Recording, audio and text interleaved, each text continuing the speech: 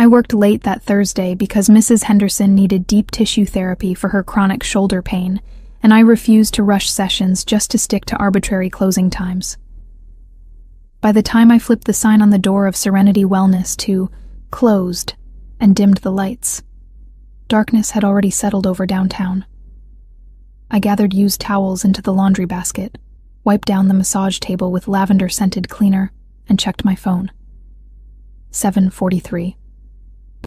Jenna had texted me an hour ago about drinks, but I'd been elbow-deep in muscle knots, 26 years old, and my Friday nights consisted of declining social invitations because I'd rather reorganize essential oil bottles. Pathetic didn't begin to cover it, but building a reputation took sacrifice. Serenity Wellness occupied a narrow storefront, wedged between a Vietnamese restaurant and an accountant's office on Lexington Street, 3 blocks from the financial district. The location brought steady traffic during lunch hours, business people desperate for relief from desk posture and stress headaches. I'd worked here for 2 years, building clientele slowly, saving every spare dollar toward opening my own therapeutic spa. The dream kept me going through double shifts and demanding customers who treated massage therapists like servants instead of licensed healthcare professionals. I locked the front door and headed toward the back office to grab my jacket when my phone rang. Unknown number. I almost declined, but something made me answer. Serenity Wellness. This is Camilla. I need an appointment tonight. Immediately.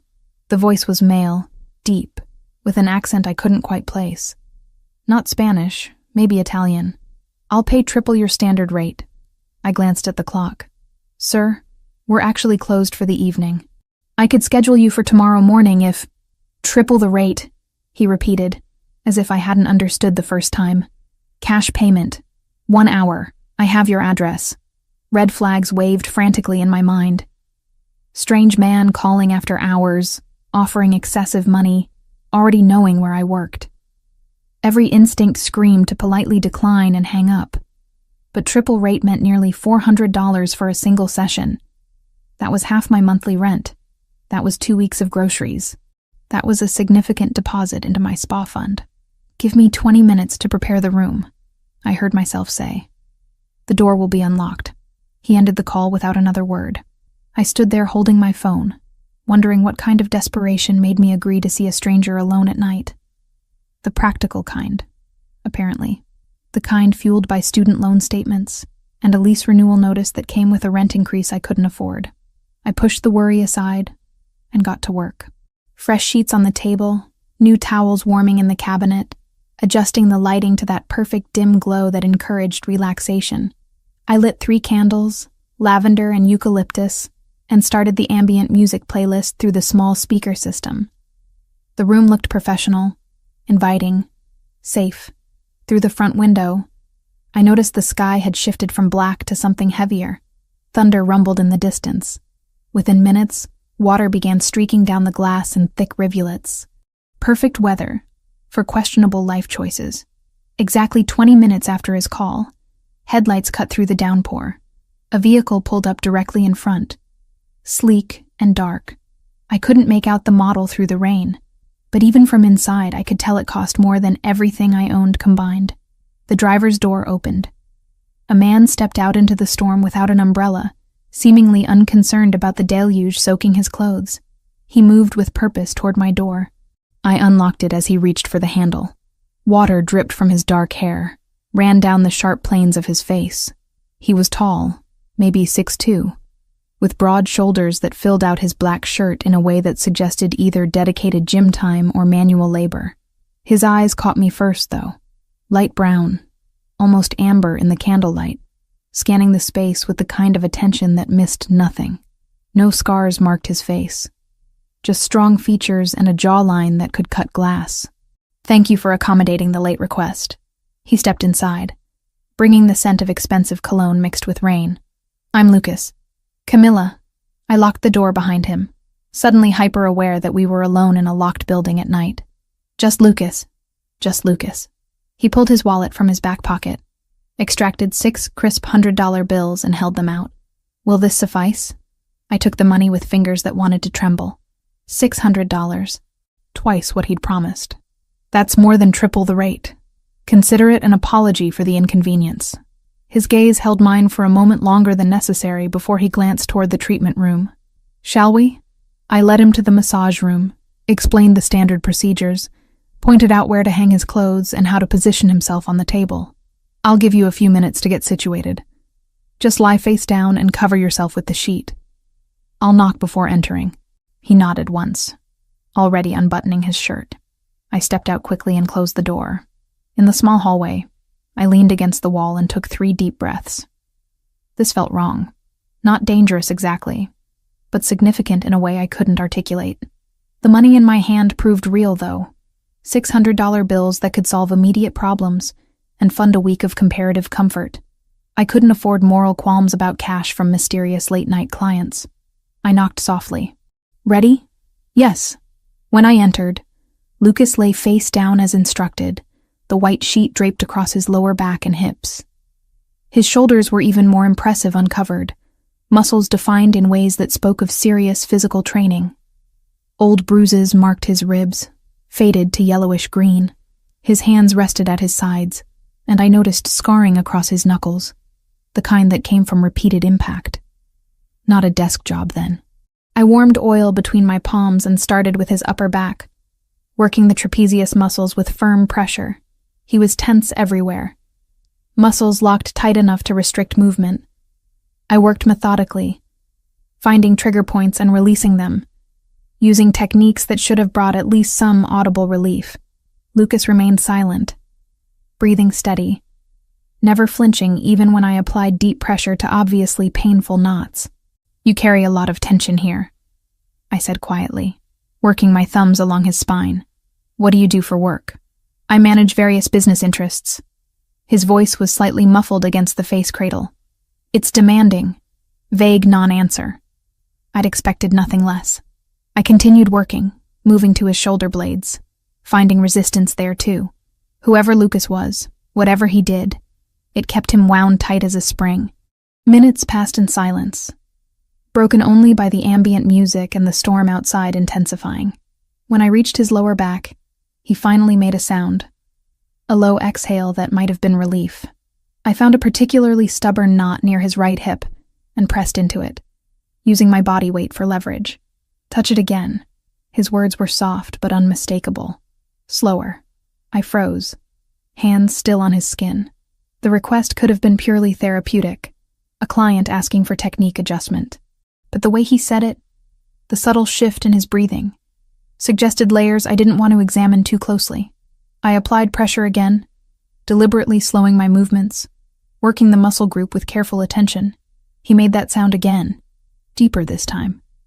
Not pain, something else entirely. I finished the session in professional silence, maintaining boundaries even as awareness crackled in the space between us. When the hour ended, I stepped out to let him dress. My hands shook slightly as I washed oil from them in the small sink. This was fine. This was just a client who'd needed late-night therapy and had the money to make it happen. Nothing more. Lucas emerged fully dressed, his wet hair pushed back from his face. He looked composed, relaxed in a way he hadn't been when he'd arrived. "Same time next Thursday?" he asked. I hadn't expected him to want a standing appointment. "I usually close at 7 on Thursdays. I'll call ahead. Compensate accordingly for the late hour." He moved toward the door, then paused with his hand on the handle. "You're very skilled at what you do, Camilla. I appreciate discretion as much as expertise. Discretion is part of the service." He smiled then, just a slight curve of his mouth that transformed his severe features into something almost warm. Good. Then he was gone, disappearing into the storm as quickly as he'd appeared. Through the window, I watched the expensive car pull away, taillights vanishing into the rain-soaked night. I locked the door and leaned against it, still holding $600 in cash and wondering what I'd just agreed to. The money felt heavier than it should, weighted with implications I couldn't quite name. Lucas wasn't like my other clients. He moved differently, spoke differently, carried himself with a certainty that suggested authority I hadn't earned in my 26 years. I counted the bills again. Real. All of it real. I tucked the money into my wallet, blew out the candles, and locked up for the night. My apartment was only 4 blocks away, walkable even in the downpour. I pulled my jacket over my head and stepped into the storm. Water soaked through my shoes immediately. I walked quickly, head down, trying not to think about amber eyes and cryptic statements about discretion. Just a client. A generous client who appreciated good work and was willing to pay for it. Nothing suspicious about that. Except, I didn't believe it. Not really. Something about Lucas suggested complications I was better off avoiding. But $600 sat in my wallet, and he'd already scheduled his next appointment, and I'd already committed to seeing him again. The rain poured harder as I reached my building, an old walk-up that had seen better decades. I climbed 3 flights of stairs to my studio apartment, unlocked the door, and stood dripping on the hardwood floor. My space was small, but mine, decorated with thrift store finds and bargain plants that somehow stayed alive despite my irregular schedule. A futon doubled as couch and bed. A tiny kitchen occupied one corner. The bathroom was barely large enough to turn around in. But the rent was manageable mostly, and the location was convenient. I changed into dry clothes and made chamomile tea I didn't really want. My phone showed messages from Jenna, asking about drinks, expressing concern when I didn't respond. I texted back a quick apology, blamed a late client, promised to catch up tomorrow. She sent back a string of eye-rolling emojis but didn't push. Sitting on my futon with hot tea, I pulled out the cash again. $600 for an hour of legitimate therapeutic work. Nothing wrong with that. Plenty of clients paid premium rates for quality service, but most clients didn't make my pulse race with a simple phrase. Most clients didn't look at me like they could see through practiced professionalism to the desperation underneath. I folded the bills carefully and tucked them into the envelope where I kept savings for my spa dream. One session with Lucas had contributed more than 3 regular sessions. If he really did want standing weekly appointments, that alone could accelerate my timeline by months. The rationalization felt thin, even to me.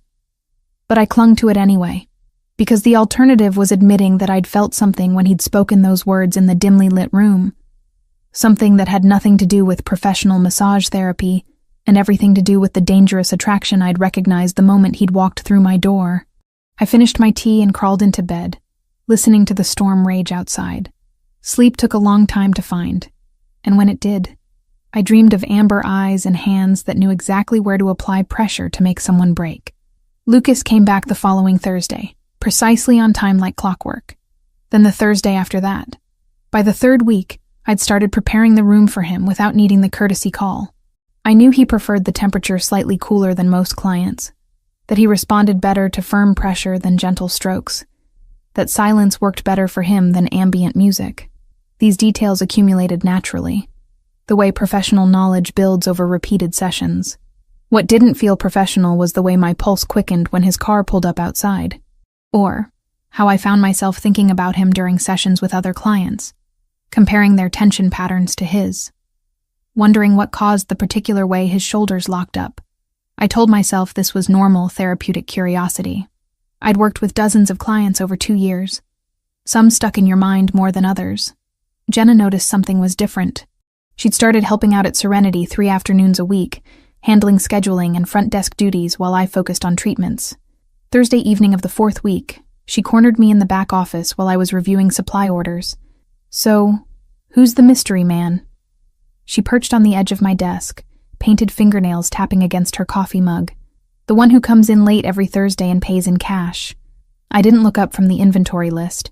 Just a client who prefers evening appointments. A client who shows up in a car that probably costs 6 figures. A client you get all twitchy about when 7 o'clock approaches. She leaned forward, brown eyes gleaming with curiosity. "Come on, Cam. Give me something. Is he hot? Please tell me he's hot. I don't notice that kind of thing about clients." The lie tasted bitter. "It's unprofessional. You're human, not a robot. And based on the glimpse I got when he walked past last week, he's definitely worth noticing." She waggled her eyebrows. Tall, dark, mysterious vibe. Very Mafia romance novel. Her words struck closer to truth than she could know. I'd been doing my own research since that first session, trying to place Lucas's accent, his demeanor, the way he moved like violence was always an option. Casual internet searches had turned up nothing under just his first name, obviously. But I'd started paying attention to local news, scanning articles about business dealings and real estate transactions. That's when I'd found the name, Lucas Ricchetti, owner of Ricchetti Properties, which managed commercial real estate throughout the city. Legitimate business on the surface, but reading between the lines of news articles revealed a pattern.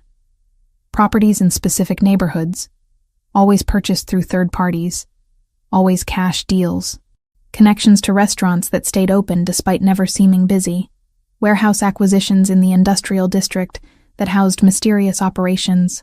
The deeper I dug, the clearer the picture became. Lucas Ricchetti wasn't just a businessman. He was connected, the kind of connected that came with euphemisms like business interests and community influence, the kind that made people speak carefully when his name came up. I should have stopped seeing him the moment I figured it out. Should have canceled his appointments, returned his money, maintained the safe professional distance between myself and anything remotely criminal. But I didn't. Couldn't. Because underneath the suspicion and wariness, fascination burned brighter than common sense. Earth to Camilla. Jenna waved her hand in front of my face. You completely zoned out. Sorry. I set down my pen. Just tired. It's been a long week. It's Wednesday. Exactly. She studied me with the kind of perception that came from a decade of friendship. Jenna and I had met in community college before I'd transferred to the massage therapy certification program.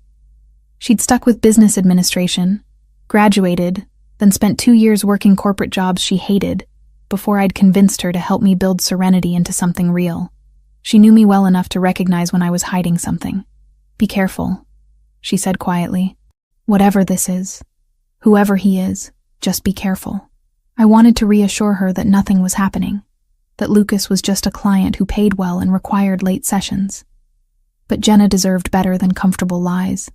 I will, I promised instead. She nodded and slid off the desk, coffee mug in hand. I'm heading out. Lock up when you're done tonight, yeah? After she left, I sat alone in the small office, listening to traffic sounds filter through the window. 26 years old, and I was apparently incapable of making smart choices when it came to dangerous men with amber eyes and secrets measured in cash payments. My phone buzzed. Unknown number. But I recognized it by now. Lucas never saved my contact information, always called from different numbers. Paranoia or protocol, I couldn't tell.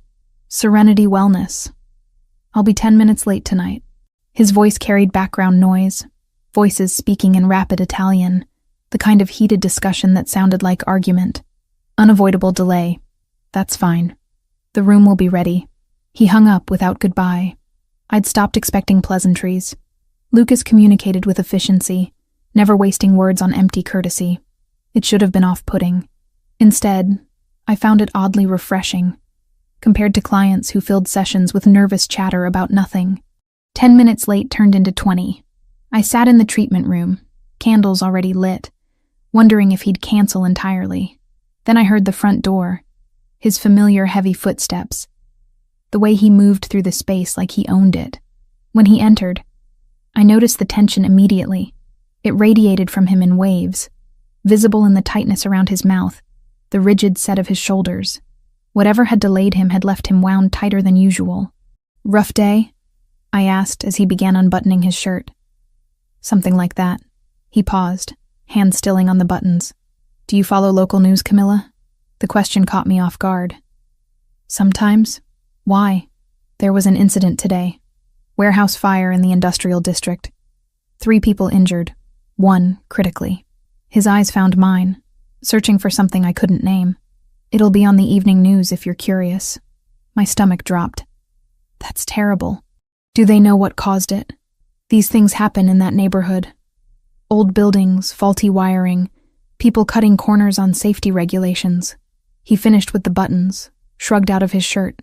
The authorities will investigate. But fires like this rarely lead to meaningful conclusions.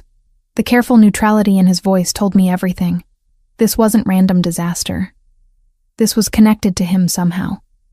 Whether as victim or perpetrator, I couldn't tell.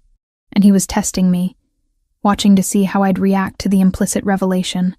I chose my words carefully. I'm sorry that happened. I hope the injured people recover. So do I. He draped his shirt over the chair and moved to the table. Shall we begin?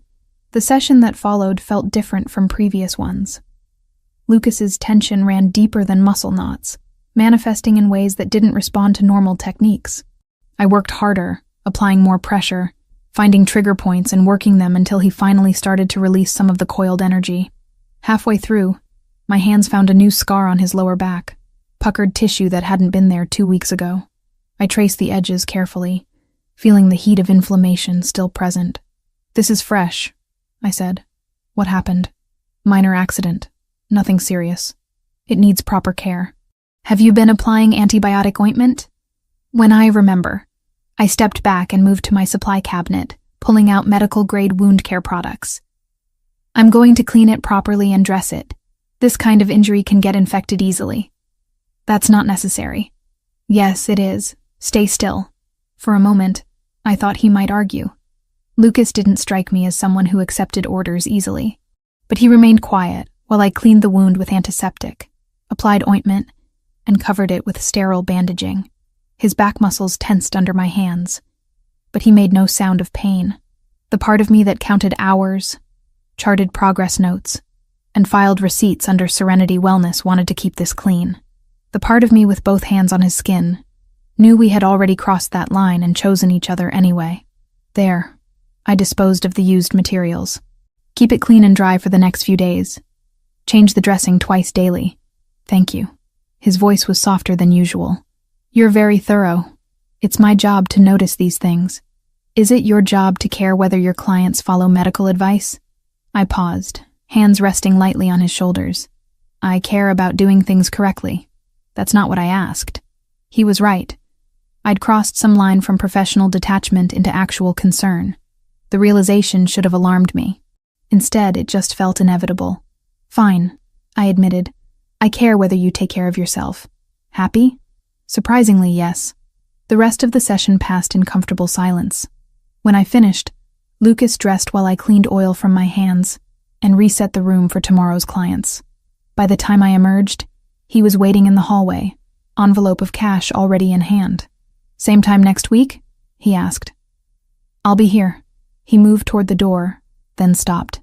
Camilla, what I said about the fire, about staying informed regarding local news. I understand. Discretion, right? More than that. He turned to face me fully. Be aware of your surroundings. This city has complications most people don't notice until they're already involved. The warning chilled me more than any explicit threat could have. Are you saying I'm in danger? I'm saying that association carries weight, even peripheral association. His gaze held mine with uncomfortable intensity. People notice patterns.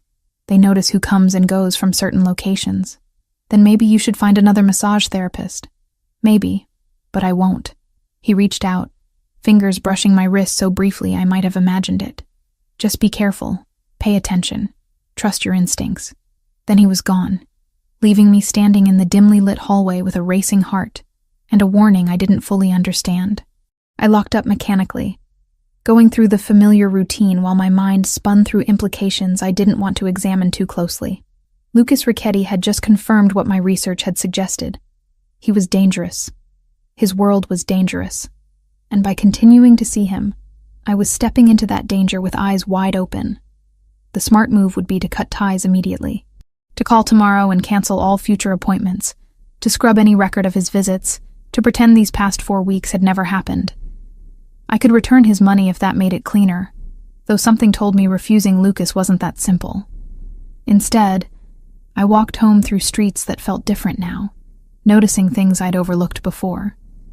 The black sedan parked across from my building that I'd seen there twice this week. The man smoking outside the corner store who watched me pass with more attention than a casual glance required. The way certain cars drove by just slowly enough to make inventory of faces and locations. Association carries weight, Lucas had said. Even peripheral association. I climbed the 3 flights to my apartment and locked the door behind me, suddenly aware of how flimsy the security was. One cheap deadbolt between me and whatever complications existed in Lucas Ricchetti's world.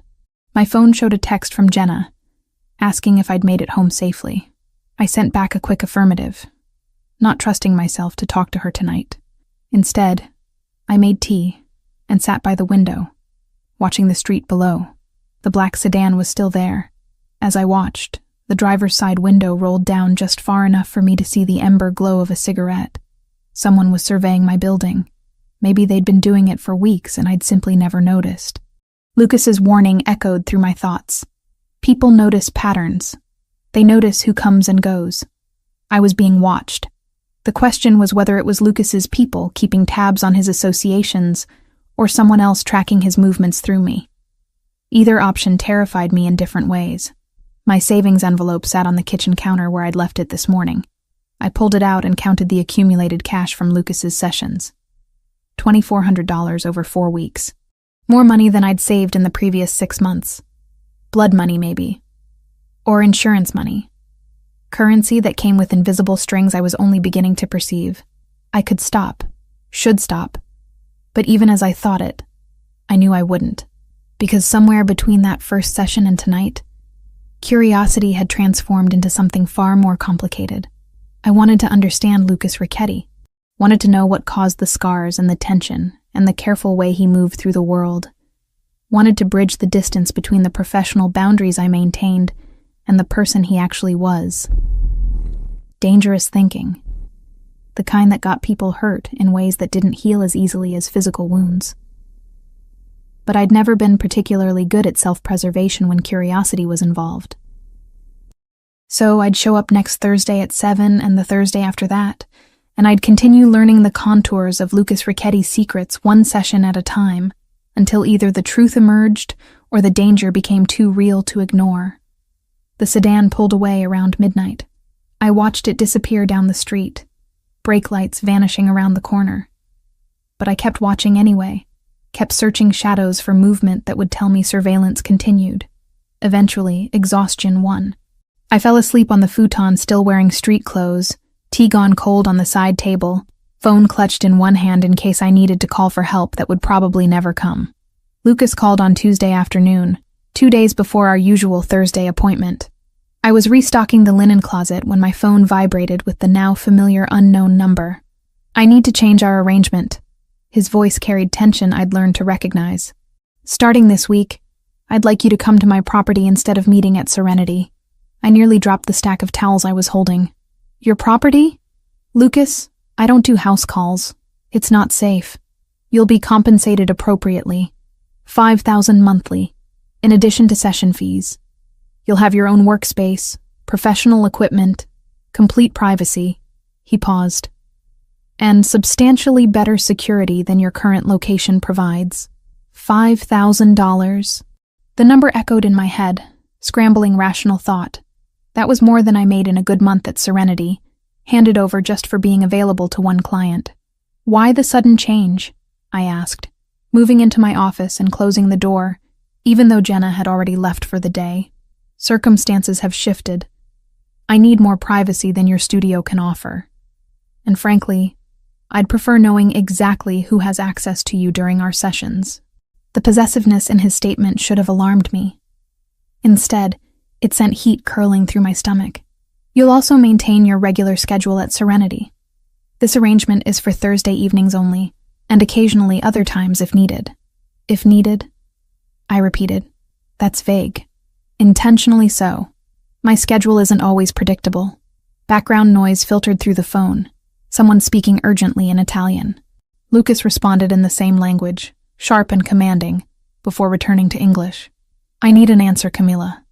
Tonight. Every professional instinct screamed that accepting meant crossing a line I couldn't uncross. Going to a client's private residence, especially one with Lucas's connections, violated every safety protocol I'd been taught. But $5,000 monthly meant I could have my spa within a year instead of 5. Meant security I'd never experienced. Meant stepping deeper into whatever this was between us. I keep my regular clients at Serenity, I said slowly. Thursday evenings only, like you said. And I want the workspace agreement in writing. Done. I'll have my driver collect you Thursday at 7. Bring whatever supplies you need that aren't already provided. He ended the call before I could change my mind. I sat, staring at my phone, wondering when I'd become someone who negotiated with dangerous men in Italian about private appointments and monthly retainers. Jenna would lose her mind if I told her. My sister Megan would probably stage an intervention. Megan.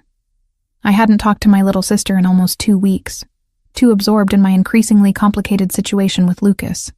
She was finishing her sophomore year at State, majoring in environmental science, blissfully unaware that her older sister was making spectacularly questionable life choices. I made a mental note to call her this weekend. Make sure she was okay. Pretend everything in my life was normal.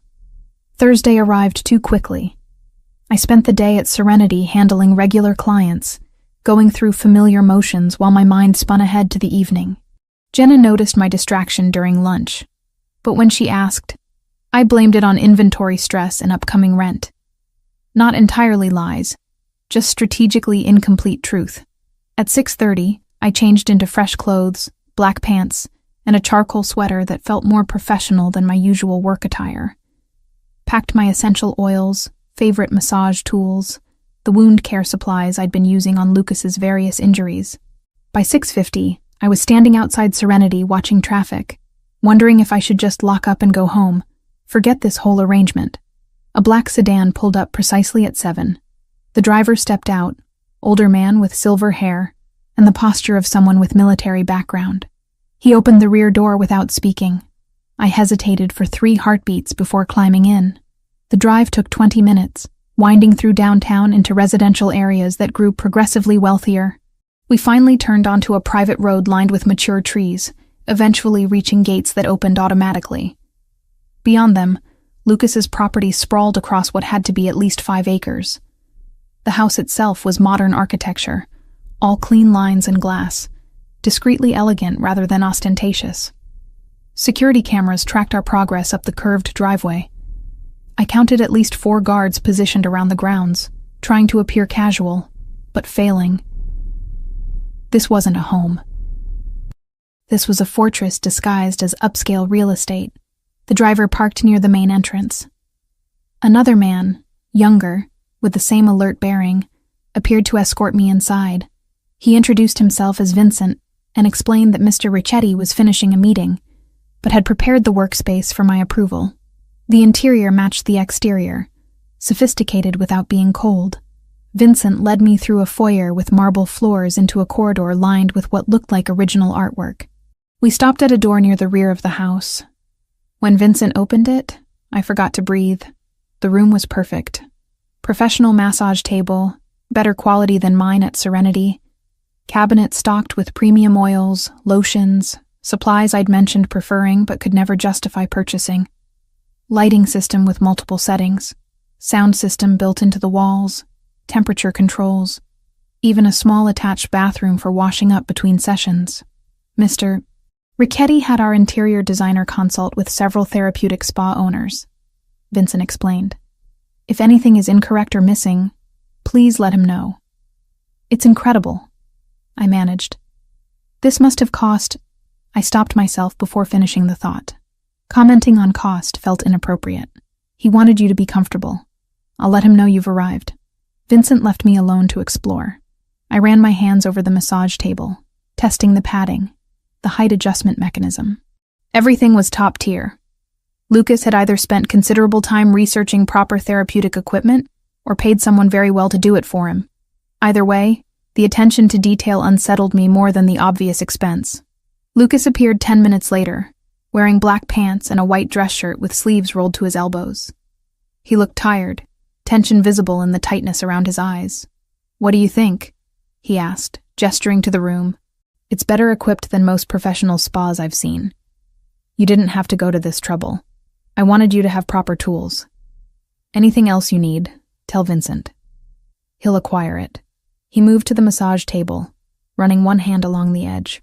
Thank you for agreeing to this arrangement. Thank you for the generous offer. Though I'm still not entirely sure why it was necessary. His jaw tightened. There are people who've noticed our sessions at Serenity. People who might use that information in ways that create complications. Complications? I repeated. You mean threats. Potential threats. I don't take chances with those under my protection. I'm not under your protection, Lucas. I'm your massage therapist. His gaze locked onto mine with uncomfortable intensity. You became under my protection the moment people started watching my patterns.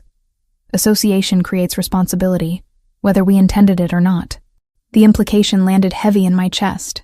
By continuing to see Lucas, I'd inadvertently made myself a target, or at least a point of interest, for whoever tracked his movements. And rather than distance himself to keep me safe, he'd pulled me closer, into his controlled environment where he could monitor potential threats. Who's watching? I asked quietly. Business competitors. People who would leverage any perceived weakness. He turned away, moving toward the window that overlooked dark gardens. I have rivals who don't share my boundaries regarding acceptable tactics, and they'd target me to get to you. Given the opportunity, yes. He looked back at me. This isn't meant to frighten you. It's meant to keep you safe while we continue our professional relationship. Professional relationship. The phrase felt increasingly inadequate for whatever was developing between us. But acknowledging that meant confronting truths I wasn't ready to examine. Should I be worried? I asked instead. Not while you're here. My security is comprehensive, and I've made it clear that anyone interfering with my personal arrangements would face severe consequences. The casual way he said it, the implicit violence in those consequences, should have terrified me. Instead, I felt perversely reassured. Okay. I moved to the supply cabinet, examining the oils he'd stocked. Then I guess we should begin. The session that followed felt different from all previous ones. Being in his space, surrounded by his things, with his security outside the door, transformed the dynamic in ways I couldn't quite articulate. Lucas relaxed faster, trusting the environment in ways he never had at Serenity. I worked through his chronic tension points, finding new areas of stress that suggested whatever business he managed was reaching critical pressure. Halfway through, my phone buzzed in my bag. I ignored it, focused on the work. It buzzed again, and again, 5 times in rapid succession. Lucas lifted his head from the face cradle. You should check that. I wiped oil from my hands and retrieved my phone. 7 missed calls from Megan. My stomach dropped. My sister never called repeatedly unless something was seriously wrong. I answered her 8th attempt. Megan? What's wrong? Cam. Her voice shook. There are men here, at my apartment. They're saying they need to talk to you about someone named Lucas. They won't leave. They're just standing outside my door. And I don't know what to do. Ice flooded my veins. Lock your door. Don't open it for anyone. I'm calling the police. They said if you call the police, they'll have to take alternative measures to establish contact. She was crying now, trying to muffle the sound. What does that mean? Who are these people? Why are they looking for you? Lucas was already off the table, phone pressed to his ear, speaking rapid Italian. He made eye contact with me, and I understood without words. This was exactly the complication he'd warned about. Someone had traced our connection and decided to apply pressure through my 20-year-old sister. Megan, listen carefully. I forced my voice steady, despite the panic clawing up my throat. Give me your exact address. While she read it out, I texted the same to Vincent and called campus security, logging a welfare check under her dorm number. If anyone was going to knock, it would be someone with a badge. On record. Don't open the door for anyone except campus security or actual police. I'm handling this. She recited her address through tears. Lucas was already coordinating something with whoever was on his phone, still speaking Italian, but in tones that promised violence. He ended his call and looked at me. My people will be there in 8 minutes. Campus is only 15 minutes from here. His voice was ice-cold calm. The men outside her door will be removed. Quietly, your sister won't be harmed. How do you know who they are? But even as I asked, I knew. Same people who'd been watching Serenity. Same business rivals he'd mentioned. They'd found my vulnerability and exploited it with surgical precision. The O'Sullivan family. He was already moving toward the door. Irish crew that's been pushing into territory they don't belong in. This is their way of sending a message. What kind of message? That they know my patterns. That they can reach people close to me whenever they choose. He stopped at the door. Stay here. Vincent will remain outside. Don't leave this room until I tell you it's safe. I'm coming with you. No, you're not. His tone left no room for argument. If they're watching your sister's building, they're waiting to see how I respond. Bringing you would confirm exactly how important you are. Staying here protects both of you. He was gone before I could protest further. I sank onto the massage table, phone clutched in shaking hands, trying to explain to Megan that help was coming without explaining who was sending it, or why. She asked questions I couldn't answer. Finally, I just stayed on the line with her, listening to her frightened breathing, counting seconds until Lucas's people arrived. 7 minutes later, I heard her gasp. "Oh God, Cam, there are more men. They just came out of nowhere. They're talking to the guys at my door. It sounds like they're arguing. Stay inside. Lock everything. Don't look out the window." The sounds through the phone were muffled but tense. Male voices, aggressive but controlled. Then silence. Heavy, expectant silence. "They're gone," Megan whispered finally. "All of them. Just left." "What the hell is happening? Who were those people?" "I'll explain later. Are you okay? Did anyone try to hurt you?" "No. They just stood there." "But Cam, this is insane. Why would anyone threaten me to get to you? What have you gotten yourself into?" The question I'd been avoiding for weeks. What had I gotten myself into? And more importantly, how did I get both of us back out? "Pack a bag," I told her. "Enough for a few days. Someone will come get you within the hour. You're not staying there tonight." "Cam?" "Please, Megan, just trust me. I'll explain everything, I promise. But right now, I need you safe." She agreed, still confused and frightened, but trusting her older sister. After we hung up, I sat in that perfect therapeutic room surrounded by expensive equipment, realizing that Lucas had been right about everything. Association carried weight. People noticed patterns, and by continuing to see him, I'd painted a target on everyone I cared about. Lucas returned 40 minutes later, looking grim but satisfied. "Your sister is being collected now. Vincent will bring her here, where she'll stay until this situation is resolved." "Resolved how?" "The O'Sullivans need to understand that there are lines even they don't cross. I'll make that clear." The controlled fury in his voice suggested exactly how that message would be delivered. "Your sister will be safe here. You have my word. She's going to have questions. Then give her answers. Enough to satisfy her concern, but not enough to put her in additional danger." He moved closer, close enough that I could smell expensive cologne and the faint copper scent of adrenaline. "I'm sorry, Camilla. This wasn't supposed to reach your family, but you knew it could. That's why you brought me here." "Yes, the honesty at least was something. What happens now?" "Now you stay here tonight, both of you. Tomorrow we'll discuss longer-term arrangements." His hand lifted, fingers brushing my jaw in a gesture too intimate for our supposed professional relationship. "I protect what's mine, and whether you've accepted it yet or not, you're mine now." The declaration should have sparked outrage or fear. Instead, heat pooled low in my stomach, desire mixing dangerously with the adrenaline still flooding my system. I stepped back, creating necessary distance. "I need to call Jenna. Tell her I won't be opening Serenity tomorrow." "Already handled. Vincent contacted her an hour ago. Explained you have a family emergency." He smiled faintly at my expression. "I handle complications, Camilla. All of them." Before I could respond, Vincent knocked and entered. "Mr. Ricchetti, the guest has arrived." I rushed past both men, following Vincent to the foyer where Megan stood clutching an overnight bag, eyes wide as she took in the mansion's interior.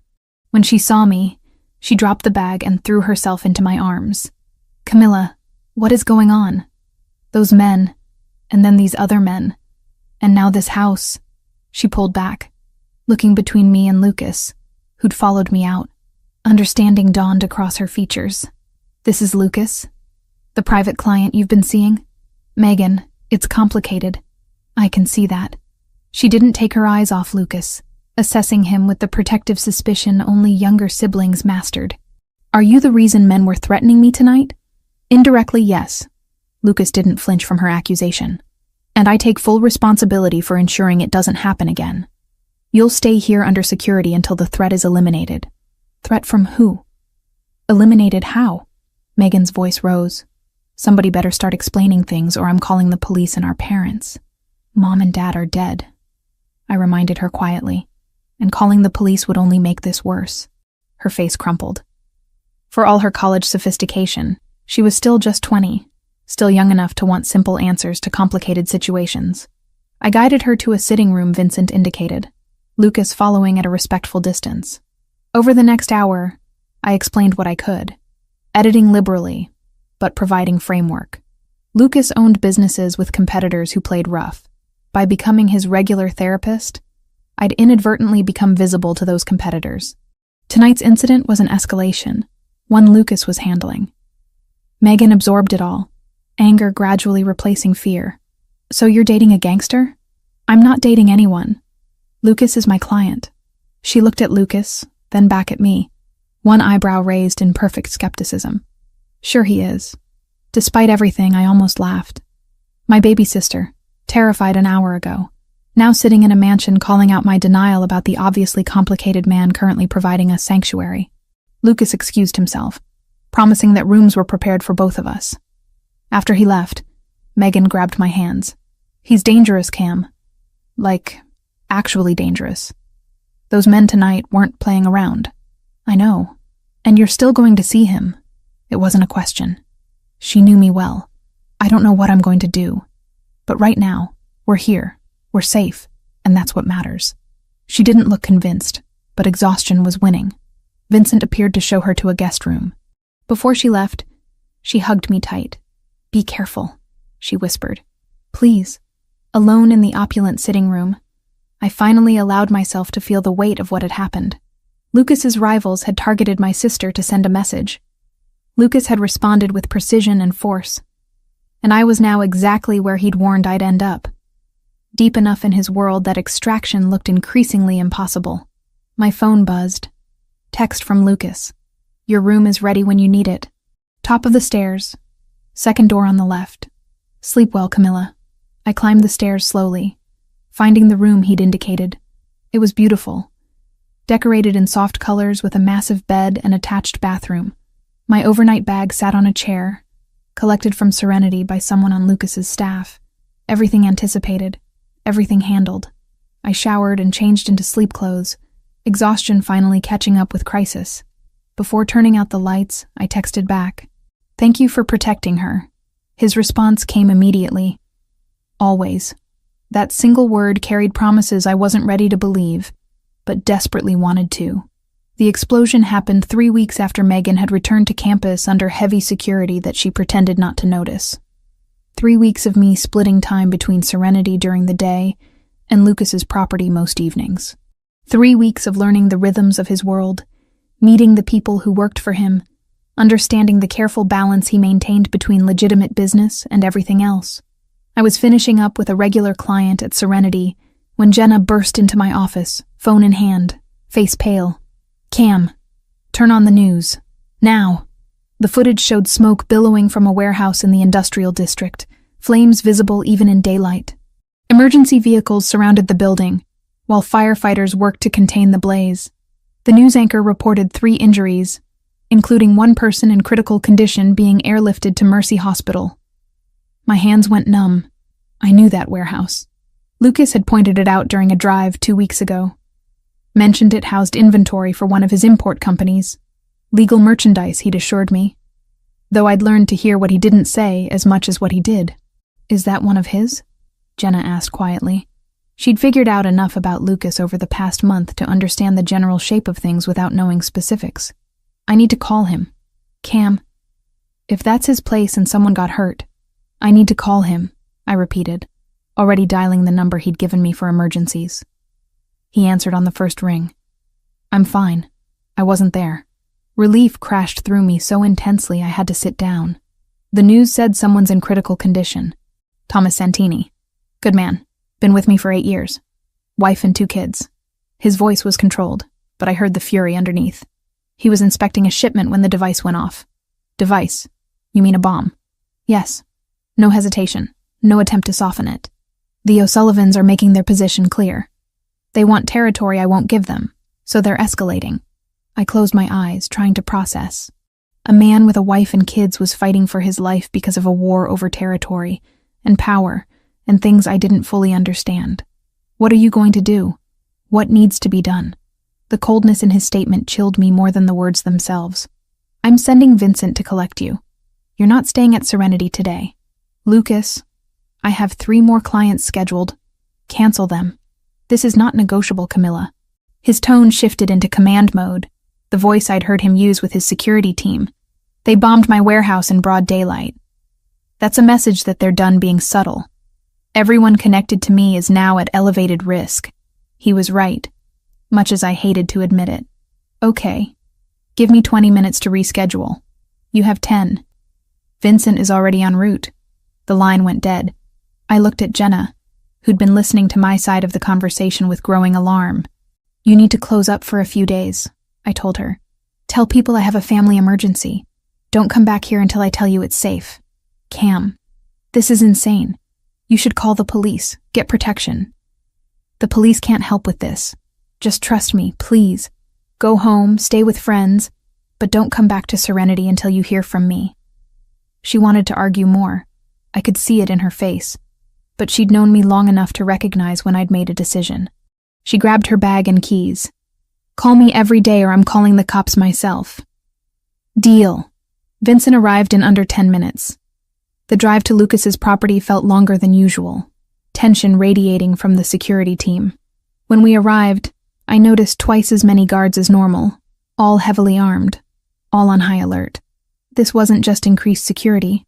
This was preparing for war. Lucas met me in the foyer, and the sight of him made my chest tighten. He looked exhausted. Dark circles under his eyes. Tension carved into every line of his face. Without thinking, I crossed the distance between us and wrapped my arms around him. He went rigid for a heartbeat before his arms came around me, pulling me close. We stood like that for several seconds, neither speaking, just holding on to something solid in the middle of chaos. Thomas is in surgery, he said finally, voice muffled against my hair.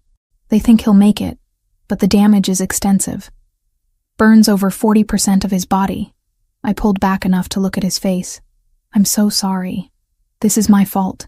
I knew the O'Sullivans were getting aggressive, but I underestimated how far they'd go. His jaw clenched. That ends now.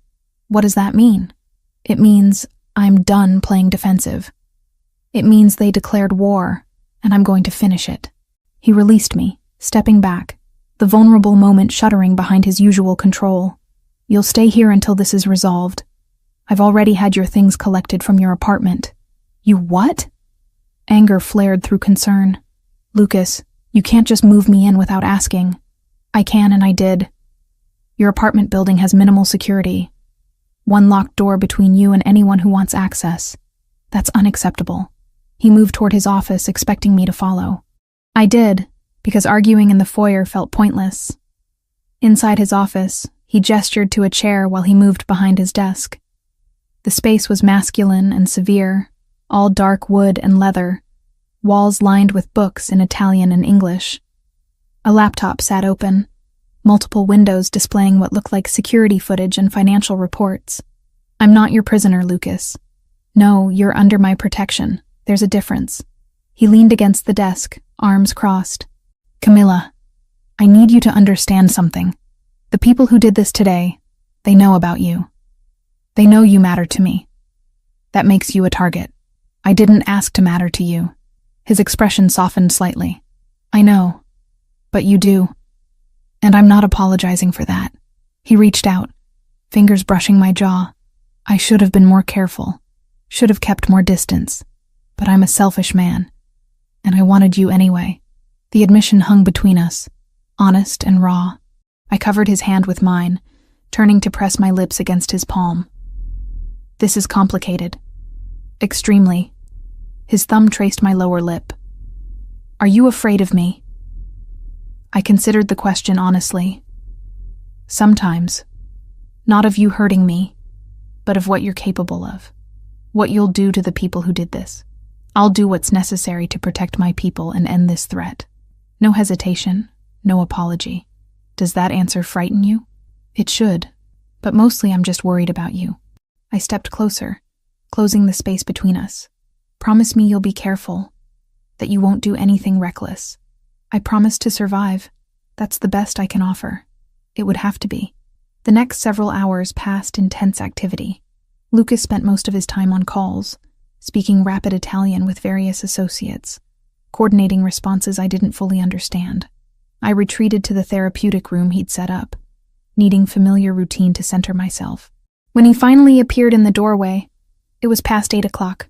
"Can you work on me?" he asked. "I need to think clearly, and right now my shoulders are locked up so tight I can barely move." I prepared the room while he undressed. When he lay face down on the table, I could see the tension immediately. His entire upper back was rigid, muscles bunched like steel cables. I warmed oil between my palms and began working, starting gentle before applying deeper pressure. "Thomas is out of surgery," he said after several minutes of silence. "Prognosis is good. He'll recover." "That's wonderful." I worked a particularly stubborn knot near his shoulder blade, feeling it finally start to release. "Will he be safe? Will they go after him again?" "He's being transferred to a private facility under guard. His family is being moved to a secure location." Lucas exhaled slowly as I found another pressure point. "I take care of my people, Camilla. Always. I know you do." I moved lower, working the muscles along his spine. That's when I felt new damage, tissue that was hot to the touch, inflamed. I stopped, examining it more closely. "Lucas, what is this?" "Minor burn from today. I was close to the warehouse when it went off. Got hit by some debris. This is not minor. The area was at least 6 inches across, blistered and angry red." "Why didn't you say something? This needs medical attention." "It's fine. I cleaned it earlier." "It's not fine. Stay still." I went to my medical supplies, pulling out everything I'd need.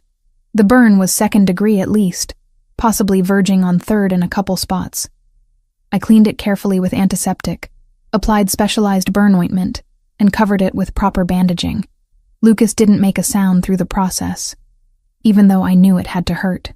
When I finished, I stood looking down at him, this powerful man who'd somehow become central to my life, and felt something crack open in my chest. "You should have told me," I said quietly. "You should have let me help sooner."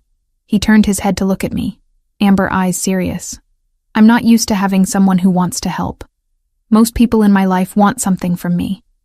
You just want to make sure I'm okay." "Of course I do." I sat on the edge of the table, hand resting on his uninjured shoulder. "Lucas, I care about you. More than is probably smart or professional. But I do." He shifted, moving to sit up despite my protest.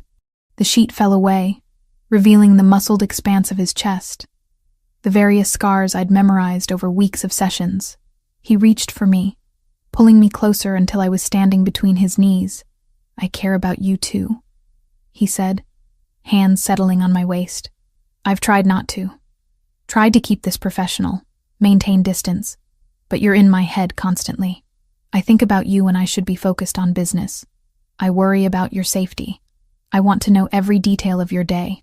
My heart hammered against my ribs. "We can't do this. I'm your therapist. There are boundaries. We crossed those boundaries weeks ago, Camilla. We've just been pretending otherwise." His forehead rested against mine. "Tell me you don't feel this. Tell me I'm alone in it." I couldn't, because he wasn't alone. The connection between us had been building since that first rainy night, growing stronger with each session, each conversation, each moment of honesty between us. I'd been fighting it, clinging to professional ethics that felt increasingly meaningless when measured against what I actually felt. "I feel it," I admitted. "I've been feeling it for a while now." His hands tightened on my waist. "Then stop fighting me. Stop pretending this is just professional. What are you asking for?" "Everything." He pulled back enough to look at me directly. "I want you here, with me. Not as my therapist, though you can still work on me when I'm tense." His lips curved slightly. "I want you as my partner. Someone who knows what I am, and chooses to stay anyway." The declaration should have terrified me. I was 26 years old, with a modest massage therapy practice and a sister in college.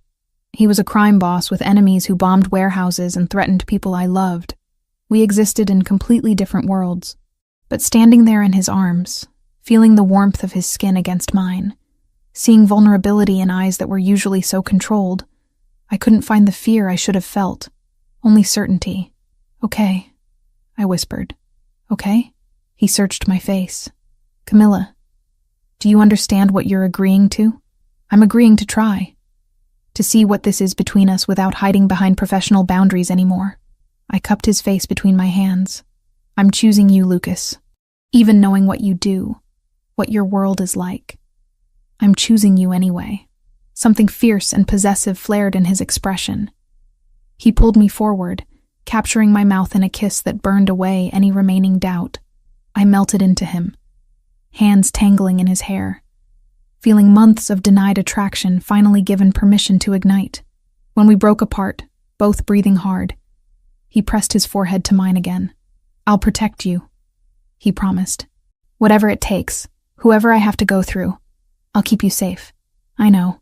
I believed him. Maybe that made me naive, or reckless, or foolish. But I believed him anyway. We stayed like that for a long moment, just holding each other, before reality intruded. His phone rang, the sharp sound cutting through the intimacy. Lucas cursed softly in Italian before answering. The conversation was brief and tense. When he hung up, his expression had hardened back into the mask I recognized from business dealings. "I need to go handle something. Vincent will stay with you. Don't leave the property." He stood, pulling on his shirt carefully over the bandaged burn. "I'll be back before morning. Lucas, I know, but this can't wait."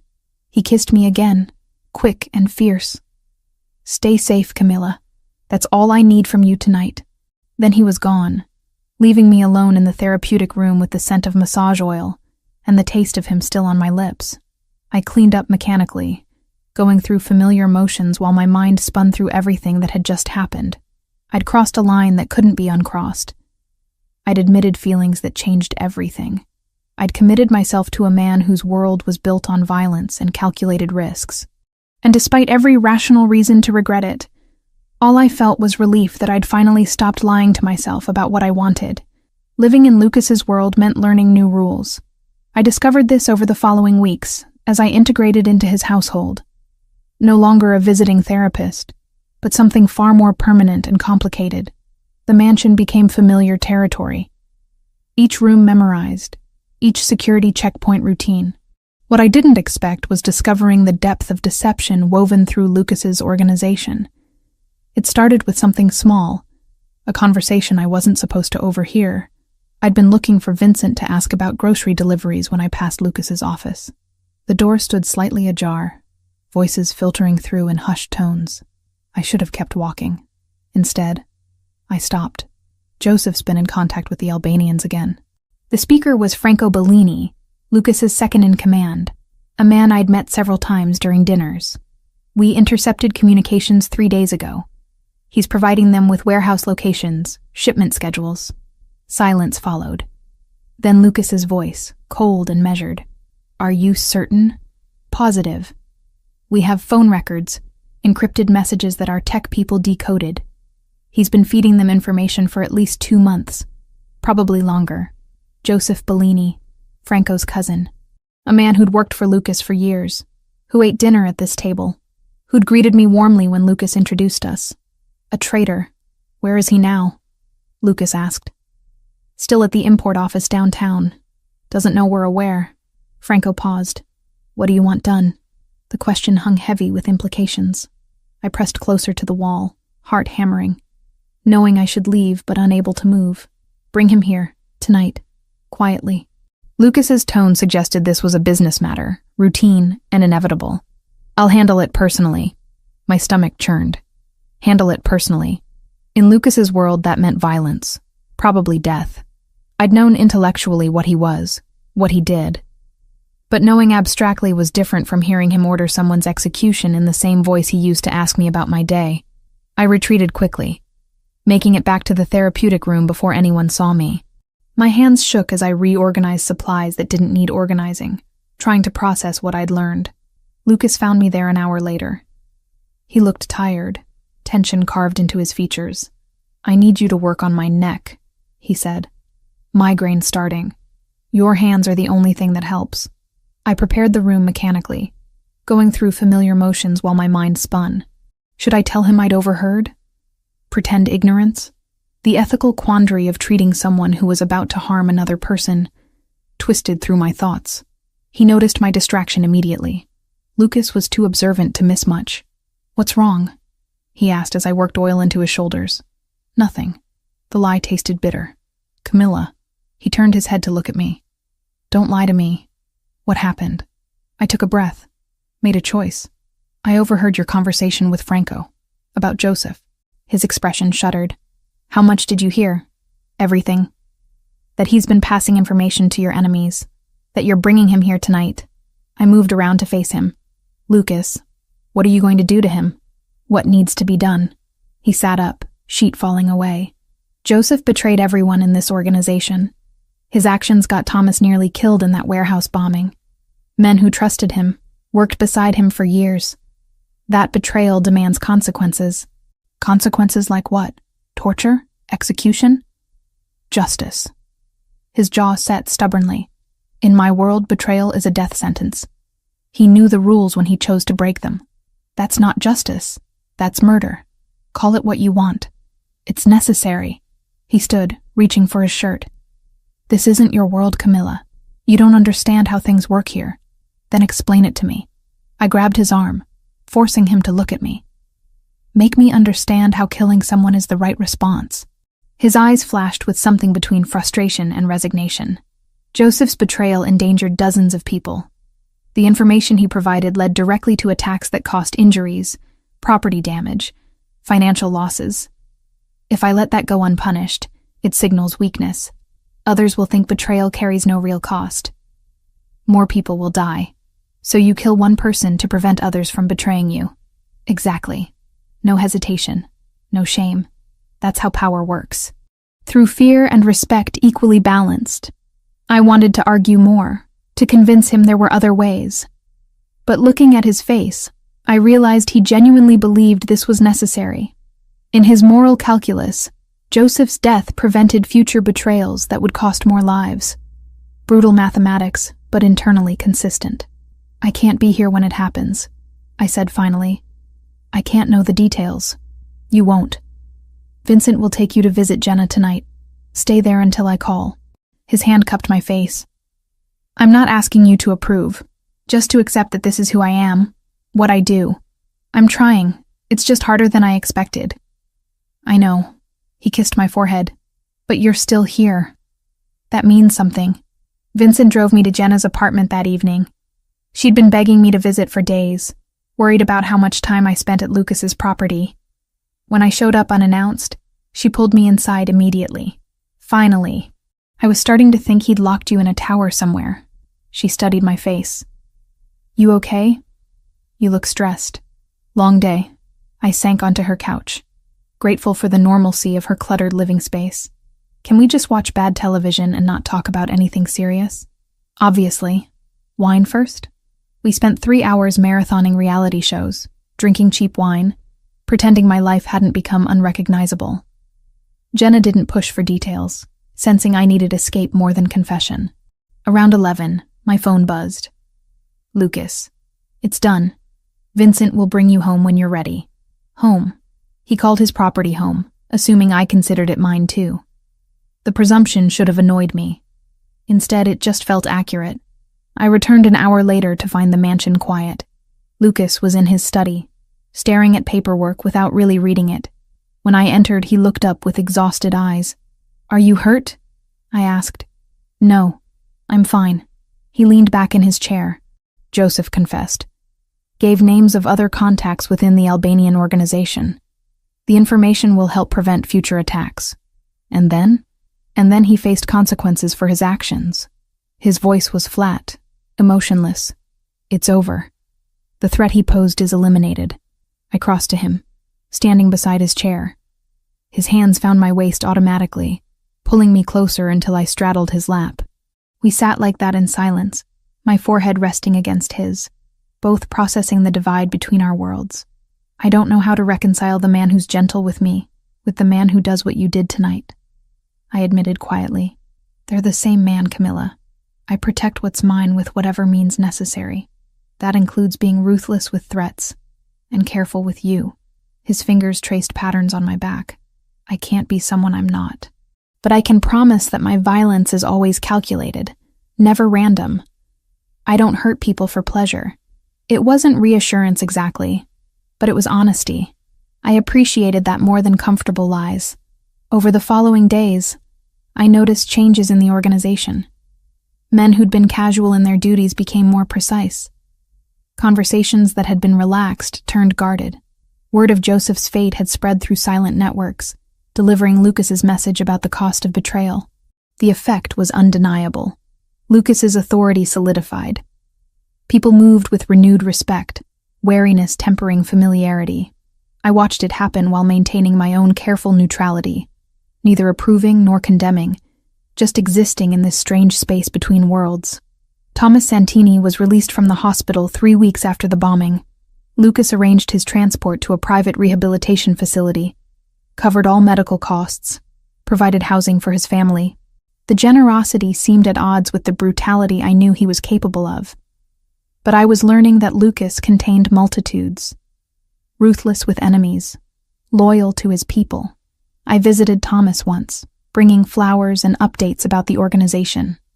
His wife thanked me with tears in her eyes, grateful for Lucas's care. The conversation twisted something uncomfortable in my chest.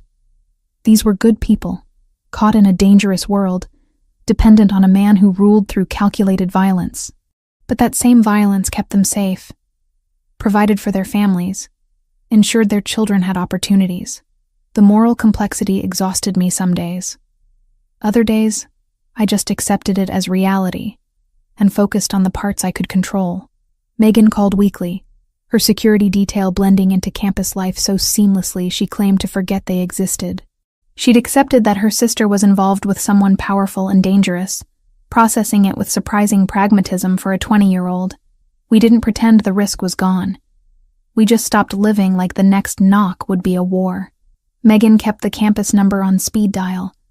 Vincent kept the quiet shadow 2 steps behind her. "Are you happy?" she asked during one call. The question caught me off guard. That's complicated. Is it though? Do you feel happy when you're with him? I thought about Lucas's rare smiles, the way his body relaxed under my hands, how he listened when I talked about opening my own spa someday, the intensity of being known so completely by someone who saw my strengths and flaws equally. Yes, I admitted. I'm happy. Then the rest is just details. Classic Megan logic, cutting through complications to simple truth. A month after Joseph's death, Lucas came to find me in the therapeutic room where I'd been working on inventory. He looked different, energized rather than exhausted. The Albanian organization reached out. They want to negotiate. He leaned against the doorframe. Apparently losing their informant and facing our increased security measures has been costly. They're proposing territorial agreements. That's good, right? Less conflict? Potentially. Or it's a trap to get me in a vulnerable position. He smiled slightly. But I think it's genuine. They've lost enough resources that continued war isn't sustainable. So what happens now? Now I negotiate from a position of strength. Set terms that protect my interests and people. He moved closer. And then, if we reach agreement, things get quieter. Less danger for everyone involved. The prospect of reduced threat felt almost foreign after weeks of heightened security. Would that mean Megan could go back to normal campus life? Eventually, yes. And you could reopen Serenity if you wanted. Resume your regular practice. His hands settled on my hips. Though I'd selfishly prefer keeping you here most of the time. I want both, I said honestly. My practice matters to me, but being here, with you, matters too. Then we'll make that work. He kissed me, slow and thorough. I'm good at making things work when properly motivated. I believed him. Lucas was nothing if not determined when he wanted something. And apparently, he wanted me integrated into his life permanently. Professional practice and all. The negotiations happened over the following week. I wasn't present for them, but Lucas briefed me afterward. Territory divisions, trade route agreements, shared intelligence about mutual enemies. The Albanian leadership agreed to terms that heavily favored Lucas, acknowledging his stronger position. When the final agreement was signed, the relief throughout the organization was palpable. Men smiled more. Tension that had been constant background noise eased. Thomas returned home from rehabilitation. Megan's security detail scaled back to minimal observation. Life didn't become normal. I'd learned that normal was relative in Lucas's world. But it became steadier, less chaotic. I split time between the mansion and serenity, rebuilding my practice while maintaining my relationship with Lucas. Jenna resumed her receptionist duties, asking fewer questions about my personal life after I assured her I was fine. Lucas and I found rhythm in the complexity. Mornings at Serenity, afternoons with regular clients, evenings at his property where I'd work on him in the therapeutic room before spending nights in his bedroom. Weekends varied, sometimes visiting Megan on campus, sometimes attending business dinners where I learned to navigate conversations with dangerous people over expensive wine. The life I'd built felt improbable from the outside. Probably appeared insane to anyone who knew the full truth. But from inside it, wrapped in Lucas's careful protection and genuine affection, it felt oddly sustainable. Not perfect, never simple, but mine in ways I couldn't have predicted that rainy night when he'd first walked into Serenity. Lucas brought up the idea over breakfast on a Saturday morning. We'd fallen into routines over the past couple months. Small domestic rituals that made his mansion feel less like a fortress and more like home. Saturday mornings meant coffee on the terrace overlooking the gardens, sunlight filtering through trees that had turned gold with autumn. "I want you to consider something," he said, setting down his coffee cup. "Moving here permanently." I'd been expecting this conversation eventually, but it still caught me unprepared. I practically live here already. Practically isn't the same as officially. Your apartment downtown is still your primary residence.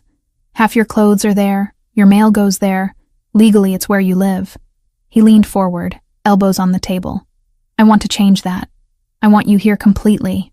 That's a big step. I wrapped my hands around my own mug, needing something to hold. "What about Serenity? My practice?" "Keep it. Maintain your regular schedule there during the week. I'm not asking you to give up your work, Camilla. Just to acknowledge that this is where you belong when you're not working." The possessiveness in his statement should have triggered resistance. Instead, it just felt true. I did belong here, in this house with its armed guards and security cameras, with this man who ruled a criminal empire, but made me coffee exactly how I liked it. "What would that look like practically?" I asked. "Your things moved here. Address changed to this property. Your room becomes officially yours, not a guest space." He paused. "And I'd like you to meet more of my business associates formally, as my partner, rather than my therapist." Partner. The word carried weight beyond simple cohabitation. In Lucas's world, presenting someone as a partner meant claiming them publicly, announcing to allies and enemies alike that they were under his protection. It meant visibility I'd been avoiding. "That makes me a bigger target," I said carefully. "It makes you untouchable." His eyes held mine. "Right now, people know you're important to me. But there's ambiguity about the relationship. That ambiguity creates vulnerability. If I claim you formally, it sends a clear message. Harming you means declaring war on me personally. No one wants that." The twisted logic actually made sense. Being obviously important to Lucas was safer than being questionably important. "What does Megan think about all this?" I spoke with her last week when she visited. She said, and I quote, "If my sister's going to date a gangster, at least make sure she's safe." His mouth quirked. "Your sister is remarkably practical." That sounded like Megan. "When would this happen?" "Whenever you're ready.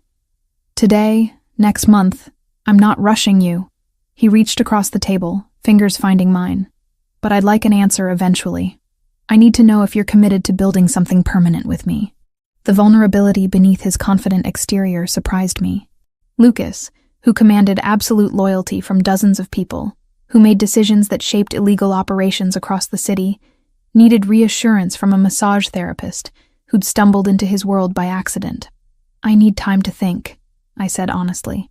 "Not because I'm uncertain about us, but because this is permanent in ways that scare me. Once I'm officially living here, officially your partner, that's it."